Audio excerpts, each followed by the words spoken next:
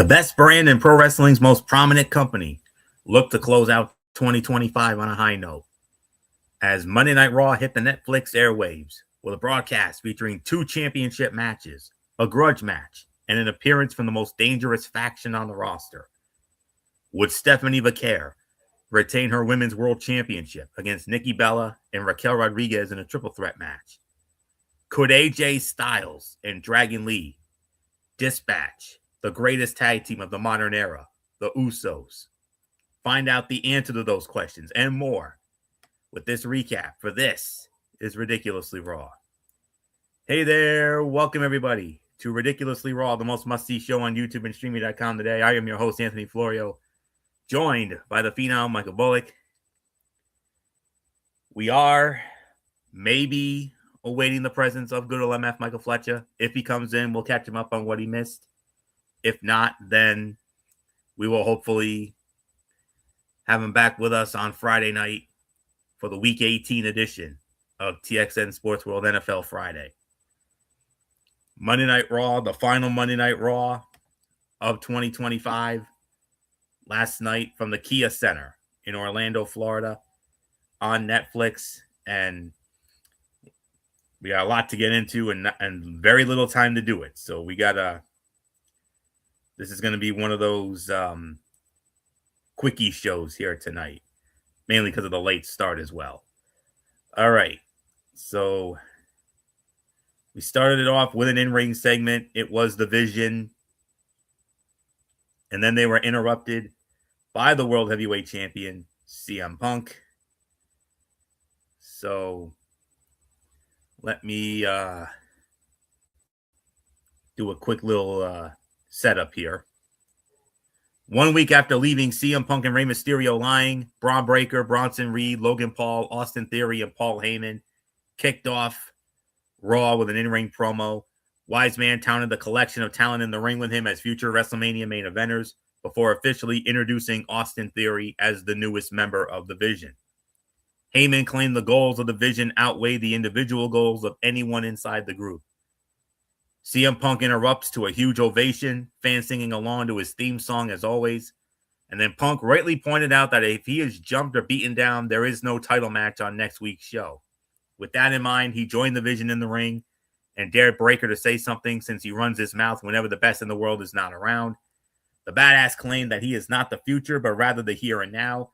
He dared Punk to go find someone in the locker room like him, who is more of a dog than him. He reminded Punk that he once shared the field with Baltimore Ravens quarterback Lamar Jackson, and that the two of them are not the same. He vowed to win the title next week. Punk responded, admitting he is not ready to let the World Championship go. He told Breakker the two of them are not the same. One of them is CM Punk, and he is going to beat the second-generation star. This was a significant moment for Breakker to stand in the ring and go face-to-face with Punk on the mic, and for the most part, he succeeded. He was hesitant at a point or two, but he got his point across and spoke confidently while doing so. The world champion was his typically awesome self, putting the exclamation point on the segment and giving it the gravity it needed in the last opportunity to drum up hype and excitement to the point that next week's title match feels like a big deal. And it absolutely was. So no question about it. This was the segment of the night. So we're not going to, go too much more further into it. So Michael Bullock, come on in.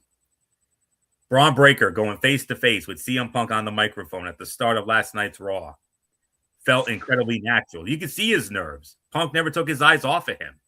And Braun looked away at times. Even his hand was shaking on the mic. And honestly, it made it felt real. But at the end of the day, Braun held his own. Punk was excellent. And both men completely sold us on the huge title match next week.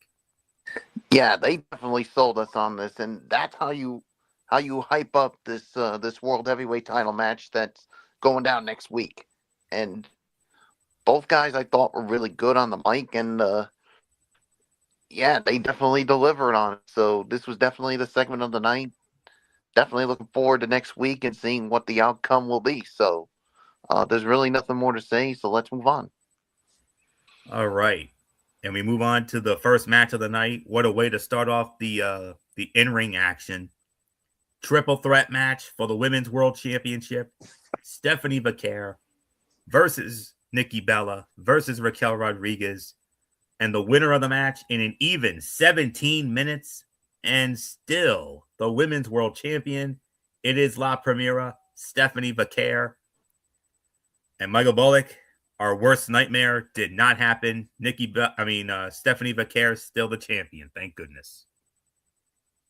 What was the time of the fall again? It was an even 17 minutes. Yeah, I'll give this about maybe 3.5, 3 3/4. This was definitely a great way to start off the matches portion of the show. And the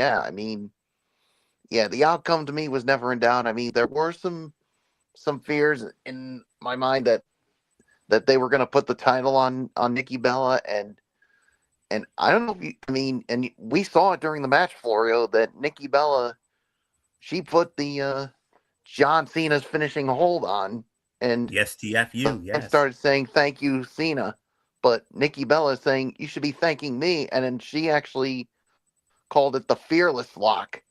No, there's only one person who did it better, and that is John Cena. Thanks to your obviously sham of a proposal that happened, and quite frankly, and I'll say it to you, Nikki Bella, Cena was better off without you. Period. Amen. End of quotation statement. And yeah, there's no doubt about it. Stephanie Vaquer, still the champion, and this is why we dubbed her as the female wrestler of the year. Yep. 3.5, 3 3/4. The match itself suffered down the stretch, with some spots rushed and others disjointed until a fairly creative finish wrapped it up nicely. This is one of those bouts that would have been better served as a singles match, with Vaquer defending against either or rather than both. Enough with Nikki Bella eating losses also. If we are supposed to take her seriously as a contender, she needs momentum in a bad way. But at the same time, we were kind of glad that it was her who took the fall. So, not much more to say on that. There are some things we're going to rush through because, we have a lot to get into and not much time here, mainly because of the late start. So let's see. Then we had the Kabuki Warriors. They hit the ring to address their ongoing rivalry with Rhea Ripley and Io Sky, which will culminate in a women's tag team title match next week. Asuka cut off Kairi and then claimed that no one is ready for the Kabuki Warriors, just in time for Io and Rhea to make their way to the ring. A brawl broke out. The heels got the upper hand for a moment before Ripley and Sky fought back and cleared them out of the ring before standing tall to close out the segment. It was a different segment than the opener, but it still managed to drum up excitement and heat for next week's title bout, this time by relying on physicality instead of promo work. Each team got a moment to shine against the other before Ripley and Sky emerged with the upper hand. Whether that plays into the 50-50 booking we see a little too often out of WWE and means the Kabuki Warriors retain next week remains to be seen. So, we're not going to really waste too much time on that. It's not often that, we have cutouts here, but we actually did have a cutout here. It was Gunther squaring off against R-Truth. Gunther wins the match, 3 minutes and 30 seconds.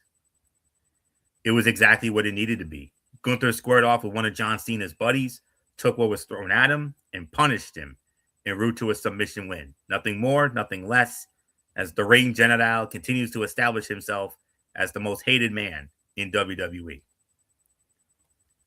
That leads us into our next matchup, which was Austin Theory squaring off against Rey Mysterio. Rey Mysterio wins the match via disqualification in 7 minutes and 30 seconds. I think we can somewhat bypass this one also, because there was not much to this match, honestly. There was not much to this match, which took place mostly during the commercial break and felt more like a setup for the post-match angle than anything. Considering it brought Penta back into the fold and elevated him to opposition of the Vision, that's hardly a bad thing. Expect a tag team match featuring the 4 superstars involved here in the near future. Logan Paul was in Austin Theory's corner, so who knows? Maybe next week, maybe we get Austin Theory and Logan Paul against Rey Mysterio and the returning Penta. So great to see them back. Women's Intercontinental Champion Maxine Dupree hit the ring for a promo ahead of her title defense against Becky Lynch next week.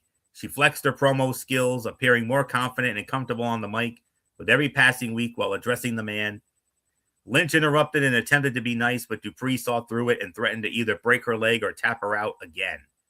Big Time Bex asked whether Maxine is going to be who the fans think she is next week or who Lynch knows she is before vowing to win back the gold. Maxine Dupree's evolution and growth as a performer have been nothing short of extraordinary. Her work in the ring and on the mic is leaps and bounds ahead of where she was at this time last year, to the point that the crowd buys her as a performer. And her work with Becky has been outstanding. And beginning the new year in the same ring as the man on one of the biggest shows of the year is indicative of the trust management has in her. So, Michael Bull, you want to give a quick thought on this before we move on? Yeah, I mean, I thought this was, this was solid, and basically, I think Maxine continues to get better and better each time, and why many people are believing in her now, and this definitely gives her some confidence going into her title match next week. So we'll see what happens. Next Monday night, the first Monday Night Raw of 2026. And the thing is, Florio, Maxine Dupree. Well, the thing is, Maxine Dupree.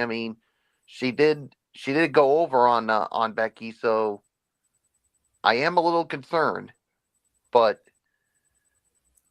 I still believe she's going to retain because I think it's too soon for her to lose the belt, especially after that magical moment in the Garden. So, but anyways, next week, the first Raw of 2026. It'll be at the Barclays Center in Brooklyn.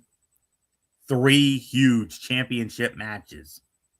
The Kabuki Warriors to defend the Women's Tag Team Championships against Rhea Ripley and Io Sky. The rematch from November 17th in Madison Square Garden. Maxine Dupree to defend her Women's Intercontinental Championship against Becky Lynch. And in the main event for the World Heavyweight Championship, CM Punk defending against Braun Breaker. That all goes down on the first show. And then it leads us into the main event. The World Tag Team Championship on the line. The champions, the phenomenal AJ Styles and Dragon Lee, defending against the Usos. The winners of the match, 18 minutes and 40 seconds. And new World Tag Team Champions, Jimmy and Jay, the Usos, once again on the top of the tag team division for the first time since losing their record-setting 622-day reign to Kevin Owens and Sami Zayn in that 5-star emotional main event of WrestleMania 39 Saturday night 1. Wow. Nothing more to say. Michael Bullock, the Usos, winning the World Tag Team Championship. They are now 9-time co-holders of the Tag Team Championship. 18 minutes, 40 seconds. They win the titles. Before we do our routine, this one's for you, MF, when I say the words. For MF and for Gorilla. Well, this is for... I don't know what is going on with Michael Bullock. He keeps coming in and out. But I'm sure we'll get him back in just a matter of moments here. But yes, all right, we got him here. The Usos winning the titles. 18 minutes and 40 seconds before we have our fun bullet. This one's for MF and for Gorilla. History has been made. Unprecedented crowning.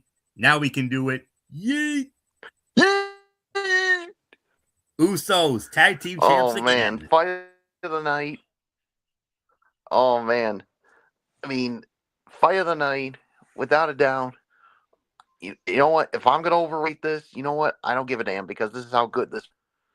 I'm going to give this between 4 to 4.5. This was an amazing main event. What it needed to be. Both performers performed really well. And the Usos make history once again, and they are now 9-time tag team champions. And I mean, who would have thunk that we would see this again, Florio? I mean, after the breakup of the Usos, I mean, I thought we would never see this again. No one did. I mean, there were some people who thought this was going to be a heel turn for Jey Uso, and I thought that it was going to happen, but no. But maybe they're on this run, so we'll see how it goes. But the champs are the champs again, and yep, I'm going to say it once again, Florio. Yee! Yee! Oh man. Leg MF would say history was made, unprecedented crowning. 4 1/4, 4.5 stars. The Usos capture their 9th tag team championship in grand fashion, defeating AJ Styles and Dragon Lee in a banger of a main event that had the fans in Orlando hanging on every near fall, especially down the stretch. A hot crowd, a throwback to the Usos' work as heels, some quality chemistry, and a redemption arc helped this one succeed at the level that it did. Absolutely amazing. 4 1/4, 4.5 stars. Overall thoughts. WWE knew it needed to ramp up the hype machine for next Monday's first Raw of 2026, and it did that to great effect here, with several strong segments devoted to hyping next Monday's show. CM Punk versus Braun Breaker, Maxine Dupri versus Becky Lynch, and the women's tag team title match were all prominently featured. And in between, there was some quality in-ring work from the women's triple threat match and the main event. Throw in the return of Penta and his seeming graduation to a feud with the Vision, and you have a strong show to close the year out with. 7.5, teetering on 8 out of 10. Great way to end the show, and there's no better way. You want to talk about closing out the year with a bang. No better way to do it than by putting the tag team championships on the Usos once again, and for the first time in well over 2.5 years since their record 622-day reign. So absolutely amazing. We were yeeting. Bullock and I were yeeting. We were all yeeting.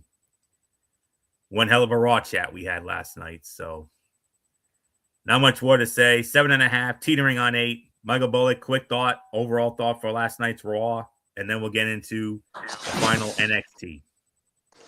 7.5 to 8 out of 10. I mean, it was a good show. I mean, the main event really put it over, and yeah, with the Usos once again becoming tag team champions, and yeah, looking forward to next week's first Raw 2026. So nothing more to say. Let's get into the final NXT of 2025. Yes, indeed. The final NXT of 2025. It was a pre-taped show. They taped the show a couple of weeks ago on back on the 17th, obviously for the holidays, of course. And oh man, so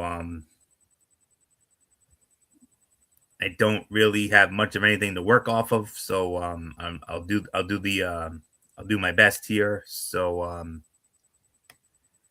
we started it off with the North American Championship matchup.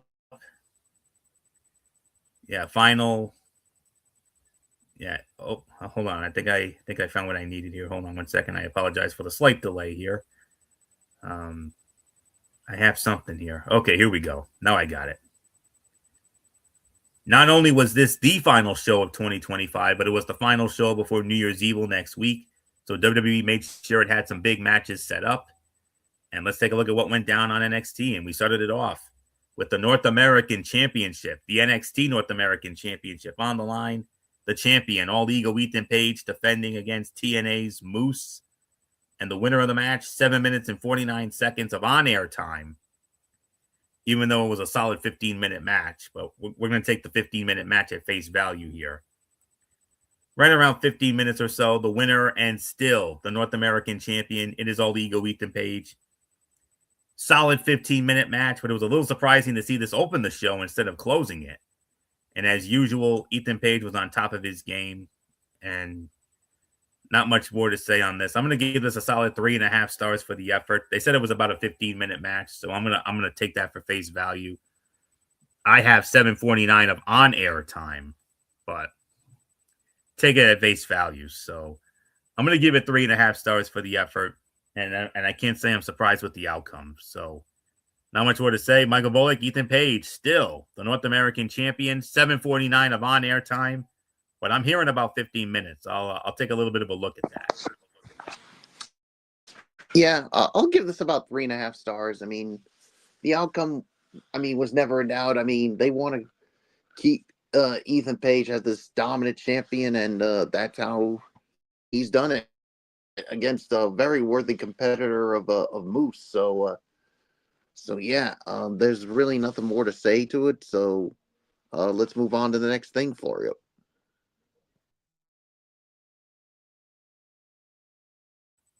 Overall, I saw about 10:45. So I got about 10:45 for me on that one. They also announced the NXT year-end awards, and they gave the male superstar of the year to Javon Evans. But then again, this was more of a fan vote, not a writer's vote or a content creator's vote. It was basically a popularity contest. But if we had a vote, Florio, we go with Oba Femi. Oh, it was Oba. Love Javon Evans. He's breakout star, absolutely, but not the NXT male superstar of the year. That was Oba all the way. Then we had a promo segment. Yeah, promo segment followed this. It was Izzy Dame. She came to the ring alone to call out Tatum Paxley because Sean Spears and Nico Vance are too afraid of what Paxley will do. Dame called Paxley a coward and said she can't be fixed. The crowd chanted for Tatum until her music hit and she came out to respond.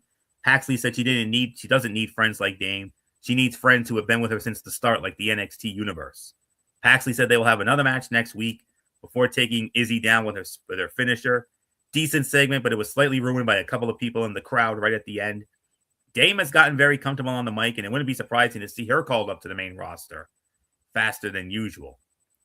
And there was a fan screaming throughout the entire segment that probably should have been removed. And Izzy did a great job not getting distracted by the crowd's chants while she was speaking. And then we had another award, NXT Tag Team of the Year.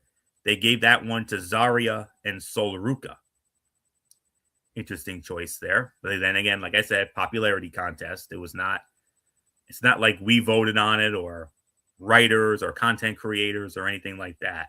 It was a popularity fan vote, and they gave it to Zarya and Sol Ruca. Next up, we had a tag team match. We had a one-on-one matchup.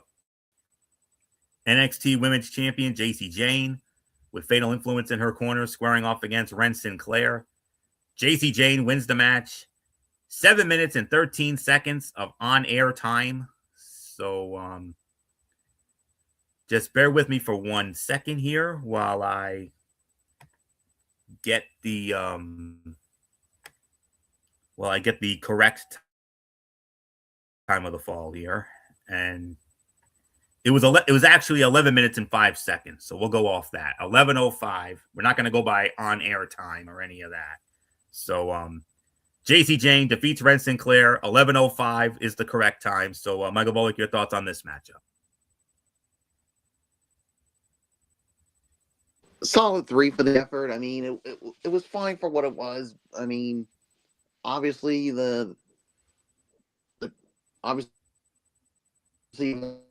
champion momentum going into her title defense against Kendall Gray next week, and obviously after the match, she had Fatal Influence being up on Ren Sinclair before Kendall Gray made the save, and she stood tall. So I think if they're going to go with the booking 101, I'm going to go on the record and say that Jacy Jayne will retain the NXT Women's Championship.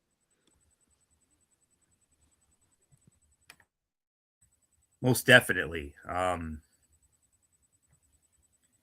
It ended up being a I'll tell you what, throughout the match, Ren Sinclair was fighting to gain some traction only for JC to stop her in her tracks. Dominant performance from the champion, which is something we don't see often enough in her matches. It ended up being a fun bout with a quick pace. Sinclair played a good underdog, but sadly for her, she was not able to pull off the upset. Jane was able to hit the rolling encore for the pin in the win with surprisingly little help from Fallon Henley and Laney Reed. Kendall Gray made the save during a post-match beatdown, cleared the ring of all three members of Fatal Influence. And it was actually kind of weird that Kendall Gray did not accompany Ren Sinclair to the ring for this match. And Sinclair is one of those people who seems so suited to being a babyface that it would actually be interesting to see how she would fare as a heel. So that's all I can really say on that. 3.25, teetering on 3.5 for that one. And Michael Bullock, well, up next, something that we witnessed when we went to the TNA tapings back in July, a Joe Hendry concert. Joe Hendry's New Year's Eve concert.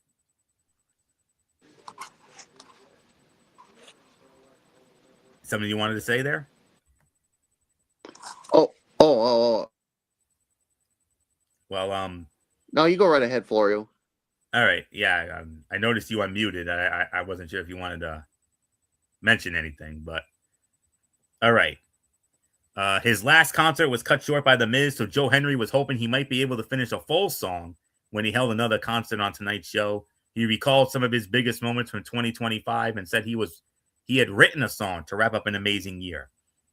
Tony D'Angelo could be seen standing at the top of the stands as Hendry sang, but it was not supposed to be too obvious that he was there, so the announcers never mentioned it until the end of the segment. Lights went out and Dark State showed up to attack Joe Hendry in a 4-on-1 beatdown. Not a bad segment, but it felt rushed. And we begrudgingly admit that Booker T singing Joe Hendry's entrance theme was funny. Oh my God. That's why he's so awesome on commentary. Seriously. And this was also Joe Hendry's best song since coming to WWE. Very well done. And then we had the finals of the men's speed tournament. Tavion Heights versus Lexis King. Tavion Heights wins the match in 8 seconds. That's right. Yeah, you heard me right. Tavion Heights beat Lexis King in 8 seconds. And now Tavion Heights will now square off against Jasper Troy down the line for the men's speed championship. And obviously, we're not going to, do a rating for this because there was no fair way to judge a squash. It made Heights look good, though. And then they announced the winner for their match of the year, the NXT match of the year. It was Obafemi versus Javon Evans versus Trick Williams from Stand and Deliver. That was voted the match of the year. Then we had OTM, Out the Mud, Bronco Nima, Lucien Price against Swipe Right, Brad Baylor, and Ricky Smokes from Evolve with the Evolve men's champion Jackson Drake in their corner. OTM wins the match, 4 minutes and 38 seconds. We're not going to waste any time on that, obviously. OTM scored a quick but energetic win with a double team spinebuster spot. It was not much of a match, but it made OTM look better than they have in a while. And OTM has so much potential, but WWE has not done enough to make them feel like the dominant force they should be. And Swipe Right are good sellers. They are not afraid to look like cowards to put over their opponents. And Brad Baylor has some similarities to Dolph Ziggler and Nick Nemeth selling. And then they announced NXT Female Superstar of the Year. They gave that one to Sol Ruca. Sol Ruca voted the Female Superstar of the Year in NXT. And then the New Year's Evil card. Of course, as we all know, next week it will be NXT New Year's Evil. And in no particular order, we have 4 matches on the card. It will be Tatum Paxley one-on-one with Izzy Dame. Sean Spears and Nico Vance of the Culling have been barred from ringside. So it will be Tatum Paxley and Izzy Dame straight up one-on-one.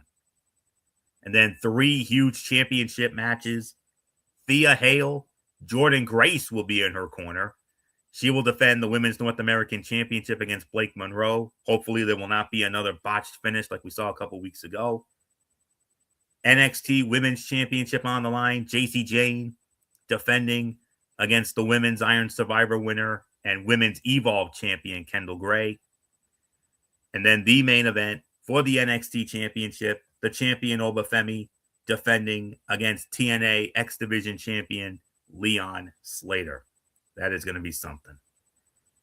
Main event of the evening here tonight, it was Javon Evans squaring off against Ricky Saints. And it was Ricky Saints.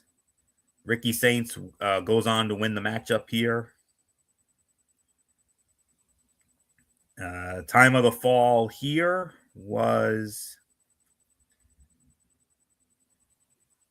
bear with me for a moment, 15:30. 15 minutes, 30 seconds. Ricky Saints wins the match. Fight of the night here. 3.5 to 3 3/4 of a star. These two worked together to put on a fun and frenetic main event. The referee got taken out when Evans accidentally hit him with his springboard cutter. So Ricky took advantage of the situation, hits a low blow. A second referee arrives and counts Ricky Saints to the pinfall after hitting the Rochambeau. Ricky Saints was a good babyface, but he seems so much better suited to being a heel. He is so great at being smarmy.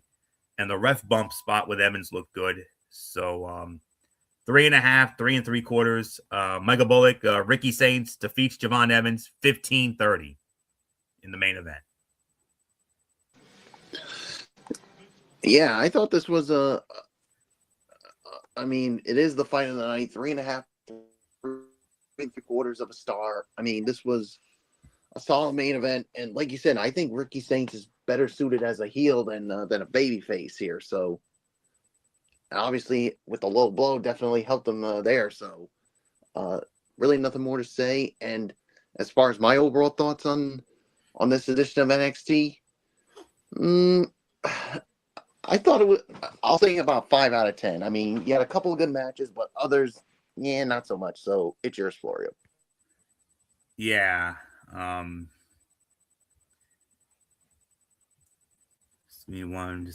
right.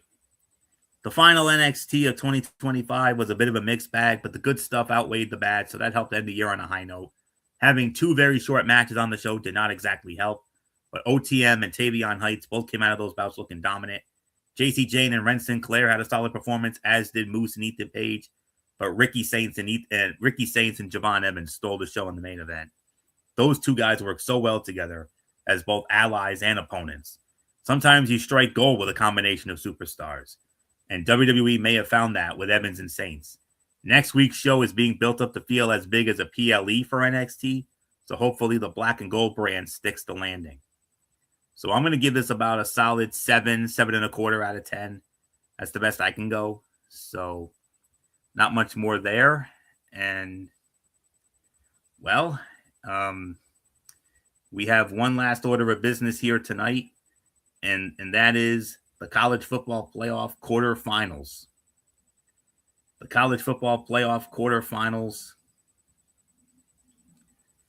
Will the top seeds strike back in 2025? Last year, the top 4 seeds in the College Football Playoff all lost in the quarterfinal round. Will the adjustment to straight seeding change that trend in 2025? We think it will. It's a loaded quarterfinal round as well. And defense is the story. 7 of the 8 remaining College Football Playoff teams rank in the top 12 in scoring defense.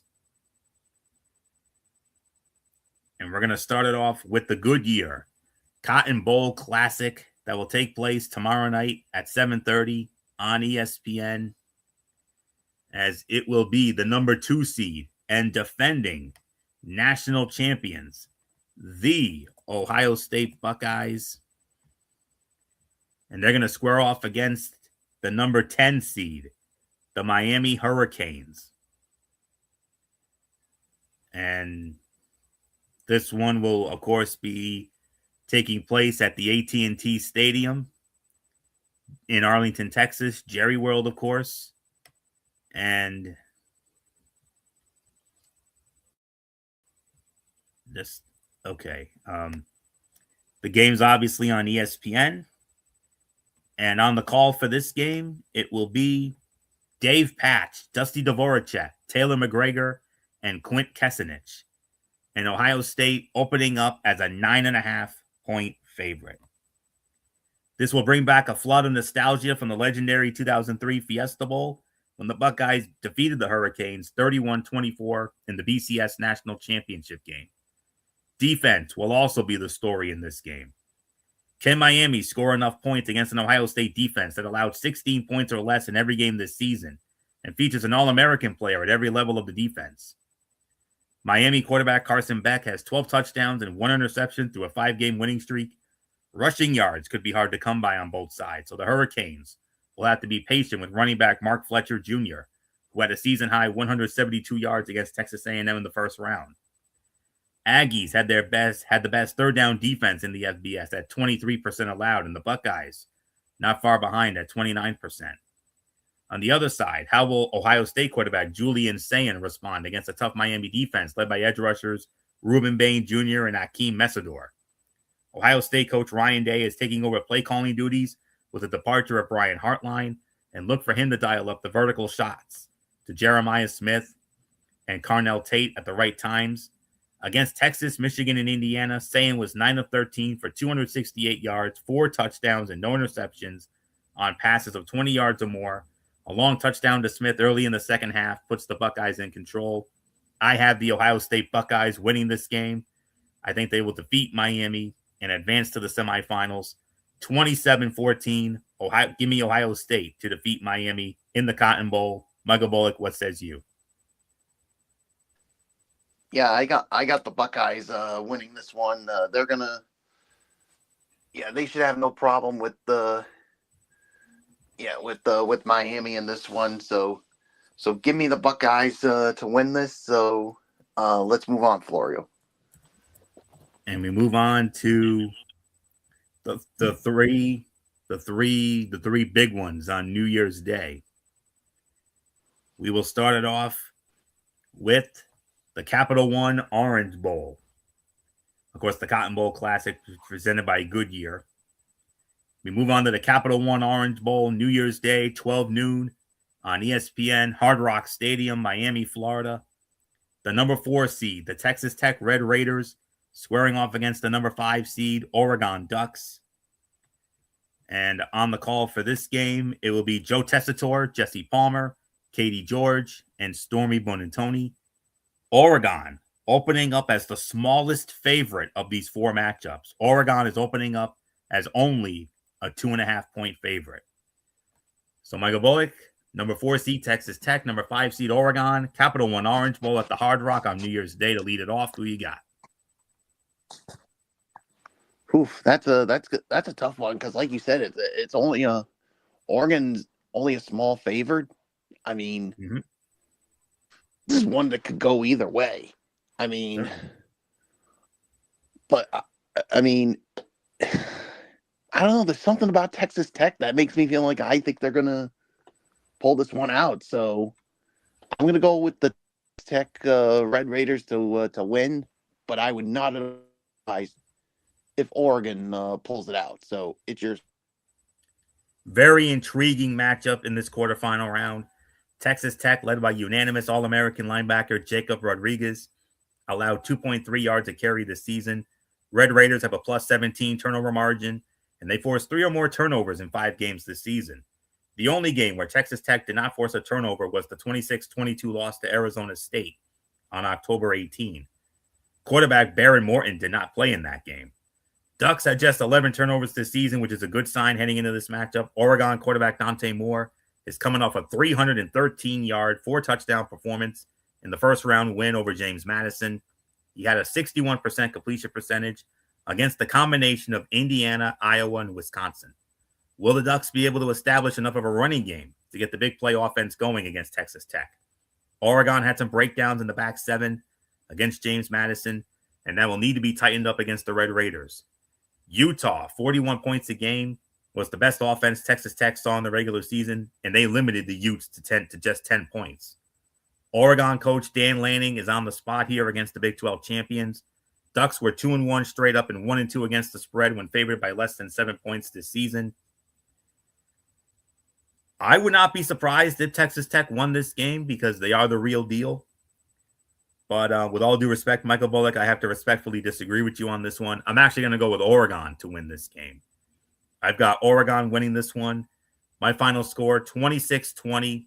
Oregon defeats Texas Tech and moves on to the semifinals. This is the big one right here. Out of the 4 games, I believe this is the game right here. The Rose Bowl game presented by Prudential. 4 p.m. on ESPN, New Year's Day, Thursday. The number 1 seed, the Indiana Hoosiers, squaring off against the number 9 seed, Alabama Crimson Tide. The Rose Bowl in Pasadena. And on the call for this one, it'll be Chris Fowler, Kirk Herbstreit, Holly Rowe, and Chris Budden. Indiana opening up as a 7-point favorite. Little interesting to hear that. How many more times can we doubt Indiana? If the Hoosiers can break 200 yards rushing, then this game could turn into a blowout. That is the kind of attack Coach Curt Cignetti has built around Heisman Trophy winner Fernando Mendoza. Indiana averaged 110 rushing yards a game in the wins against Iowa, Oregon, Penn State, and Ohio State. Does Alabama have that kind of defense with Kane Womack? The Crimson Tide allowed 200-plus rushing yards twice this season, and they were 1-1 straight up in those games. It's more about the offense around Ty Simpson and a rushing attack that has sputtered throughout the season. The Crimson Tide have 100 rushing yards or less in 7 games, and they are 4-3 straight up in those games. How much pressure can Indiana, which averages 8.6 tackles for loss a game, get on Ty Simpson? The only school with more was Oklahoma, and Alabama found a way to beat the Sooners on the road. Crimson Tide, 6-2 straight up against top 10 teams under Kalen DeBoer, so an upset is possible if Alabama avoids turnovers. Indiana is 1-2 against the spread when favored by 14 points or less, and Iowa and Penn State were the games when the Hoosiers failed to cover. Tough to call, but if I'm going to be honest with you, I got to go with Indiana. I think Indiana's going to find a way to win this one.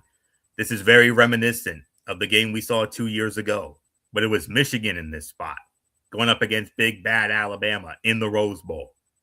Michigan won that game, and then Michigan went on to win the national championship. Can Indiana do what Michigan did 2 years ago? I think they can, but it will not be easy. I think they're going to win it on a last-second field goal. I'm going to say 24-23, Indiana defeats Alabama to move on to the semifinals. And if that happens, they would have a date with the Oregon Ducks in the semifinal. Or, well, put it this way, against the winner of Oregon and Texas Tech. Remember, I picked Oregon, Bullock picked Texas Tech, so we'll see how that plays out. But I'm going with Indiana, 24-23. Not much more to say. Michael Bullock, the game of this to me is the most fascinating and intriguing matchup of these 4 college football playoff quarterfinal matchups here. Indiana, this is literally David versus Goliath. You know, the underdog that everybody's rooting for. We're all rooting for these guys going up against the big, bad Alabama Crimson Tide in the Rose Bowl. And like I said, it reminds me of Michigan and Alabama from 2 years ago. Oh, no doubt about it. I mean, it does remind me of it. I mean, and like you said, I mean, Indiana, we're rooting for them, but they got to go up against the mighty Crimson Tide of Alabama. And I do agree. I mean, it's going to be a dogfight. It's going to be a battle here. But I think at the end of the day, I think Indiana pulls this one out. So, but I would not at all be surprised if Alabama were to pull off this upset. Certainly. But I'm going to go with Indiana. So, yeah, let's get to the final game. And we wrap it all up with the All-State Sugar Bowl.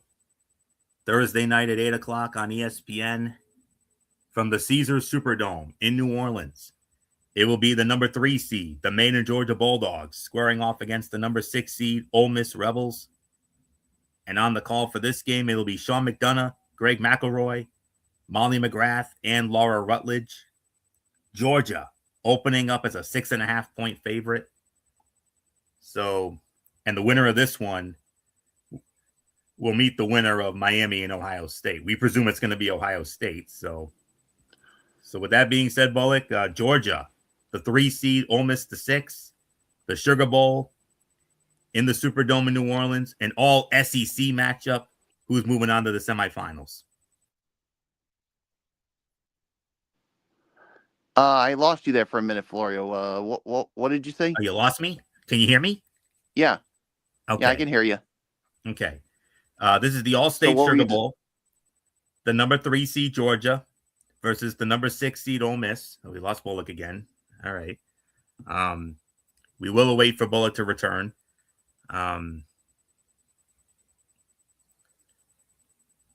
Just give us a moment here while we await for Bullock to return.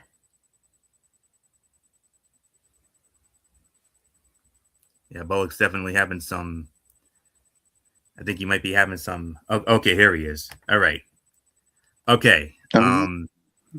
All-State Sugar Bowl. Number 3 seed Georgia. Number 6 seed Ole Miss. Georgia 6.5-point favorite. Who you got?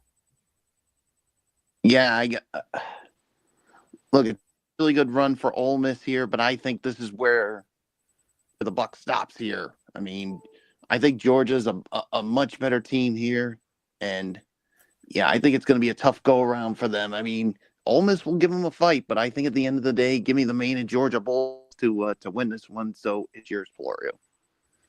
Georgia rolled up 510 yards of total offense in a 43-35 win over Ole Miss on October 18. How will the Rebels adjust after getting just 6 pressures on Gunnar Stockton in the first meeting? Stockton finished that game 26 of 31 for 289 yards and 4 touchdowns. And the Bulldogs also had 221 rushing yards on 4.5 yards a carry. Ole Miss running back Kawan Lacey, who had 31 rushing yards and 2 touchdowns in the first meeting, is also dealing with multiple injuries. According to PFF, Trinidad Chambliss, Ole Miss quarterback Trinidad Chambliss, was 2 of 11 passing for 56 yards on passes of 10 yards or more in the first meeting. Georgia has allowed just 11.6 points a game since that win against the Rebels. Ole Miss will run the ball a little better this time around, and interim coach Pete Golding has proven that Lane Kiffin's move to LSU was not a factor in the first round against Tulane. The Sugar Bowl stage raises the stakes, but we like Georgia to continue on the path toward a 3rd national title in 5 seasons. Georgia was 4-1 straight up and 3-2 against the spread when favored by 7 points or less this season. Ole Miss is 4-3 straight up as an underdog since 2023. Is there a chance for an upset here? I would say yes, but I don't think it. But I just got to go with Georgia here. I'm with Bullock on this one. Give me the Maine and Georgia Bulldogs to win as well.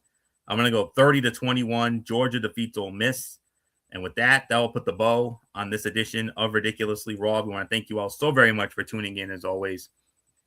This is our last show of 2025. So the next time we see you, it will be our first show of 2026. Friday night, right back here on the Tone 25, the Week 18 edition of TXN Sports World NFL Friday. We'll go through all the games. We'll go a little more into detail on the games that have playoff implications. The non-playoff games, we'll quickly go through those, but all divisional matchups, of course, and we'll get into all of that on Friday night. We have a new start time. We're going to be moving to 11 p.m. starting this Friday night because of Friday Night SmackDown moving to a 3-hour show starting this Friday night. So that'll be at 11. And then Saturday night, hopefully right around that 10:30 threshold, we'll have the Cerebral Smack Talk with MF, TNA Impact, and Friday Night SmackDown. And then 1 week from tonight, it will be Ridiculously Raw one more time. We will have the first Monday Night Raw of 2026. We'll also have New Year's Evil, 2 huge recaps there. And maybe we preview the college football playoff semifinals, depending on the timing. So we'll see where we go with that. And that's it. So until Friday night, for the Week 18 edition of TXN Sports World NFL Friday, this is Anthony Florio here for the Phenom, Michael Bullock, and in spirit, good old MF Michael Fletcher. And of course, always and forever, our first lady, the Twisted Angel, Dee Dee Woodson. You know the routine, everybody. Thumbs up. Talk to you later. Yeah. Throw it up Fortune 4 style. Bye for now, my friends. God bless. Be good to each other. And on behalf of all of us here at Talking Wrestling TXN and TXN Sports World, we want to be the first ones out there to wish you a happy new year. Please be safe on the roads tomorrow and be careful. And that's all we can say on that. So that's it. And of course, remember, my friends, no matter what anyone tells you, beyond anything else, wrestling is indeed actually real. For everybody who has been a part of this one, for now, Anthony Florio, so long. Bye, everybody. Bye. And Happy New Year, everyone. Good night.